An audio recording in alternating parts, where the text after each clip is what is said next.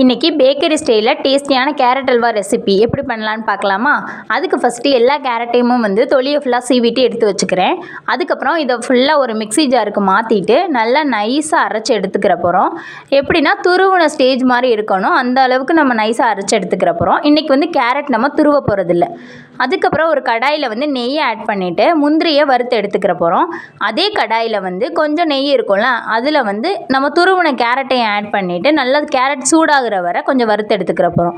அதுக்கப்புறம் நான் 1 லிட்டர் பசும்பால் ஆட் பண்ணியிருக்கேன். 1 லிட்டர் ஏன் ஆட் பண்ணுறேன்னா, பால் சுண்ட சுண்ட நமக்கு நல்ல ஒரு டேஸ்ட் கொடுக்கும், அதனால தான் 1 லிட்டர் ஆட் பண்ணியிருக்கேன். அதுக்கப்புறம் 2 ஸ்பூன் பால் பவுடர் ஆட் பண்ணிக்கோங்க. அப்புறம் கீ ஆட் பண்ணிக்கோங்க. அதுக்கு இடையில கீ ஆட் பண்ணிகிட்டே இருக்கணும்.